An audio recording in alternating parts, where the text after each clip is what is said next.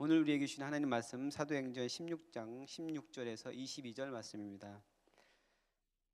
우리가 기도하는 곳에 가다가 점치는 귀신 들린 여종 하나를 만나니 점으로 그 주인들에게 큰 이익을 주는 자라. 그가 바울과 우리를 따라와 소리질러 이르되 이 사람들은 지극히 높은 하나님의 종으로서 구원의 길을 너희에게 전하는 자라 하며 이같이 여러 날을 하는지라.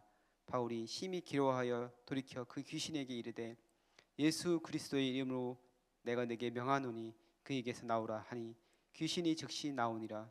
여종의 주인들은 자기 수익의 소망이 끊어진 것을 보고 바울과 실라를 붙잡아 장터로 관리들에게 끌어갔다가 상관들 앞에 데리고 가서 말하되 이 사람들이 유대인인데 우리 성을 심히 요란하게 하여 로마 사람인 우리가 받지도 못하고 행하지도 못할 풍속을 전한다 하거늘 무리가 일제히 일어나 고발하니 상관들이 옷을 찢어버리고 배로 치라 하여.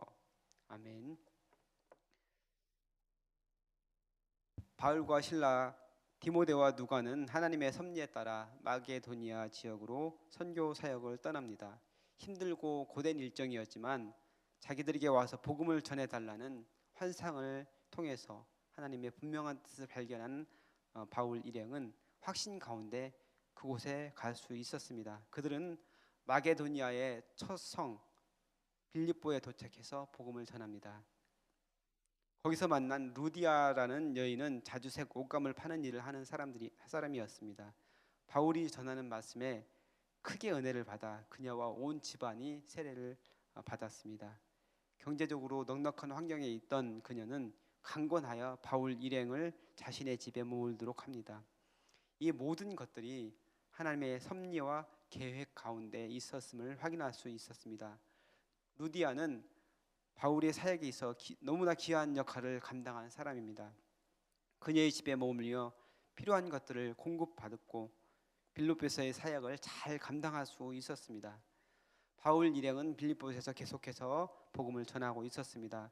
빌립보 지역은 헬라 문화권에 있는 곳으로 사람들이 다신교를 섬기고 있었습니다. 그곳에서 바울과 그 일행은 계속해서 복음의 말씀을 전하다가 귀신 들린 여종 하나를 만납니다. 그 여종은 바울 일행을 쫓아다니면서 계속해서 소리를 지릅니다. 그가 바울과 우리를 따라와 소리질러 이르되 이 사람들은 지극히 높은 하나님의 종으로서 구원의 길을 너희에게 전하는 자라 하며 17절 말씀이었습니다. 마치 그 예수님께서 사역을 시작하셨을 때 많은 귀신 들린 사람들이 예수님을 만날 때마다 당신은 지극히 높으신 하나님의 아들입니다 라고 했던 것처럼 바로 그렇게 이 귀신 들린 그 여인이 소리를 질러댔습니다. 귀신들은 사탄의 쫄개들입니다. 그들은 하나님과 예수님의 능력 그리고 그 존재에 대해서 너무나 잘 알기 때문에 그들을 두려워하는 그런 존재가 바로 귀신들입니다. 그렇게 예수님의 복음을 전하는 바울과 그 일행을 알아보았던 것입니다. 처음에는 그렇게 쫓아다니면서 소리 지르는 거에 대해서 그냥 무시하고 있었는데 계속 소리를 지르다 보니 그냥 자기들이 이제 말씀을 전하는 그 복음을 전하는 데 방해가 되는 것 때문에 도저히 참을 수가 없게 되었습니다. 그래서 바울은 예수님의 이름으로 명하느니 그에게서 나오라 이렇게 명령하게 되는 것이죠.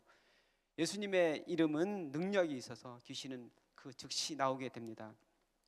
귀신 들렸던 그 여종은 이제 평범한 사람이 되었습니다. 평생을 자기를 괴롭히며 자기에게 들어와 있던 그 귀신이 나가면서 그 괴로움에서 이제 벗어나게 되고 해방된 것이죠. 분명 좋은 일이고 기뻐해야 할 일입니다. 하지만 그 여종이 그 미래를 다른 사람들의 미래를 예언해 주므로 돈을 벌었던 그 주인들은 그 주인들에게는 바로 청천벽력과 같은 그런 일이 그 사건이었습니다. 아마 그 여종들은 귀신의 그 여종이 아마 이제 그 귀신의 능력으로 정말 쪽집게 같이 그 알아맞히는 그런 능력을 가진 여인이었던 것 같습니다. 그렇게 해서 사람들이 많이 찾았었고 그리고 그로 인해서 주인들은 많은 경제적인 부를 얻었던 터였습니다. 여기서 주인들이라고 써 있는 그 표현으로 봐서 아마 그 당시에 있었던 조합 형태의 사업 공동체였을 가능성이 있습니다. 귀신이 이제 나갔으니까 이제 점을 칠 수도 없고 손님을 받을 수도 없습니다. 그로 인해서 이제 돈을 벌 수가 없는 그 돈을 벌었던 수입원이 없어진 것이죠. 그들은 귀신이 나가 온전케 된 그 여종의 인생에는 관심이 없고 오직 돈줄이 없어져 버린 자신들의 손해 때문에 크게 화가 나 있었습니다. 그래서 그들은 바울과 실라를 붙잡아 관리들에게 끌고 가 그들을 모함하여 매질을 당하게 하고 감옥에 가둬 버립니다. 이 사람들이 악한 것은 관리들에게 바울과 실라를 악하게 고소했다는 것입니다. 그들이 화가 난 진짜 이유가 무엇입니까? 그것은 자신들이 부리고 있던 그 여종에게서 귀신을 쫓아내어서 이제 돈을 벌지 못하는 것 때문이 아닙니까? 그런데 이제 그것을 말하면 바울이 예수 이름으로 명하노니 귀신 나오라 이렇게 얘기해서 귀신이 떠나게 되었다는 그 사실, 그거를 사람들이 알게 되면은 그것 때문에 오히려 바울과 그 일행을 칭찬하게 되고 많은 사람들이 따르게 될 것 아닙니까? 그래서 그거는 쏙 빼버리고 엉뚱하게 고소를 하게 된 것입니다. 우선 그들이 유대인으로서 그 성을 심히 요란하게 했다고 말하고 있습니다. 하지만 바울 일행이 성을 요란하게 한 적은 없습니다. 거짓으로 바울과 실라를 고소하고 있는 것입니다. 그리고 당시 로마 제국에서 유대인들은 좋지 않은 평판을 받는 상황에 몰려 있었습니다. 바로 1년 전 글라우디오 황제가 로마에서 유대인들을 축출하라는 명령을 내린 바 있습니다. 유대인들은 로마 제국 전역에서 사람들에게 기피 대상이었고 인종차별 대상이 되어 있었습니다. 그래서 이제 그 약점을 알고 있는 주인들은 바울과 실라가 유대인인 점을 말해서 사람들이 그들을 좋지 않게 보도록 그렇게 하였던 것입니다. 당시 디모데와 누가가 같이 함께 사역을 하고 있었는데 순수 유대인 혈통인 바울과 실라만 붙잡아서 고소한 것도 아마 그 때문인 것 같습니다. 그 다음 그들은 바울 일행이 전하는 복음이 로마 법으로 금지하고 있는 것들이고 또 받을 수도 없고 행할 수도 없는 풍속을 전한다고 고소하고 있습니다. 그들은 바울이 전하고 있는 것이 뭔지 제대로 알지도 못하면서 분풀이하기 위해서 바울과 실라를 악하게 모함하고 있는 것입니다. 자신의 의도는 숨기고서 바울과 실라에게 자기들이 수입을 얻게 되지 못한 것에 대한 그 화가 난 것을 풀고 있는 것이죠. 결국 바울과 실라는 벌거벗겨진 상태로 심하게 매질을 당하고 감옥에 갇혀 발이 착고에 차인 상태로 있게 되는 그런 힘든 상황에 처하게 됩니다. 이와 같이 하나님의 일을 하다가 고난 당하는 일이 성경에는 많이 나옵니다. 지금 우리는 이와 같이 복음을 전하다가 박해를 받거나 감옥에 갇히는 등의 일은 당하지 않습니다. 하지만 예수 믿는 것 때문에 여러 가지 어려움을 당할 수도 있습니다. 원하지 않는 괴로움을 당한다든지 사람들로부터 우리 자녀들 같은 경우는 왕따를 당하게 되는 그런 경우도 있을 수 있습니다. 우리가 인생길을 걸어가면서 겪게 되는 여러 가지 고난의 순간들이 있을 수 있습니다. 그 상황들을 한번 같이 살펴보고 우리가 어떻게 하면 좋을지 같이 살펴보는 시간을 가지면 좋겠습니다. 우선은 실수와 잘못으로 인해서 겪게 되는 어려움과 고난이 있을 수 있습니다. 그건 당연히 겪어야 되는 일입니다. 나의 잘못으로 인해서 다른 사람이 어려움을 당할 수도 있습니다. 권력과 지위 또는 그에 따른 정보를 이용해 부당이익을 취하고 그 때문에 다른 사람의 기회를 빼앗게 되는 수도 있습니다. 이건 명백한 잘못입니다. 드러나지 않고 넘어갈 수 있다고 생각할 수도 있지만 살아계신 하나님께서 때가 되면 반드시 그 대가를 치르게 하십니다. 이러한 고난을 통해 만약에 자신의 잘못을 깨닫고 회개한다면 그것은 복입니다. 오히려 복이 됩니다. 철저히 자신의 잘못을 인정하고 회개의 열매를 맺는다면 하나님께서는 용서하시고 복된 길로 인도하실 것입니다. 그 다음에 생각할 것은 잘못했는데도 아무 일도 일어나지 않는 경우입니다. 인간적으로 보면 어떻게 이렇게 좋을 때가 있나 이렇게 생각할 수도 있겠지만 이런 그것은 좋은 건지 좋지 않은 것인지는 잘 생각해 봐야 됩니다. 이런 잘못을 이런저런 그 여러 가지 잘못들을 저지르는데 악한 일을 행하는데 들키지도 않고 아무런 처벌을 받지도 않는다. 그러면 정말 무섭게 생각해야 됩니다. 왜냐하면 그런 사람은 하나님의 자녀가 아닐 수도 있기 때문입니다. 다시 말해서 구원받지 못할 수 있다는 것입니다. 히브리서 12장 7절에서 8절에서 이렇게 말씀하고 있습니다. 너희가 참음은 징계를 받기 위함이라. 하나님이 아들과 같이 너희를 대우하시나니 어찌 아버지가 징계하지 않는 아들이 있으리요. 징계는 다 받는 것이거늘 너희에게 없으면 사생자요 친아들이 아니니라. 하나님께서는 당신의 자녀가 잘못하게 되면은 징계하십니다. 징계를 받아야 자녀입니다. 잘못을 하는데 아무런 징계도 일어나지 않는다면은 두려워하면서 하나님 앞에 엎드리셔야 됩니다. 아직 하나님께서 징계하시기 전일 수 있기 때문입니다. 그런데 정말 두려워해야 할 것은 아무런 일이 일어나지 않는다. 그것이 하나님의 자녀가 아닌 증거가 될 수 있다는 것이죠. 사람들 중에는 정말 악한 사람들이 있습니다. 양심에 화인 맞은 사람, 성경에서 표현하는 바로 그런 사람들이 주위에 있을 수도 있습니다. 자신의 잘못을 전혀 잘못을 인정하지 않고 다른 사람들을 속이려 드는 사람들이 있습니다. 거만하고 오만하며 다른 사람들을 괴롭히고 자신의 배를 채우며 하나님을 두려워하지 않고 천년만년 살 것처럼 그렇게 생각하는 사람들이 있습니다. 어찌 보면 그들에게는 아무런 일도 일어나지 않고 평안하게 잘 살다가 그렇게 가는 것처럼 보입니다. 하지만 역사를 통해 볼 때 악한 사람은 언젠간 반드시 심판을 받습니다. 하나님께서 시편 37편에서 그들의 결국이 어떨지 분명히 보여주고 있습니다.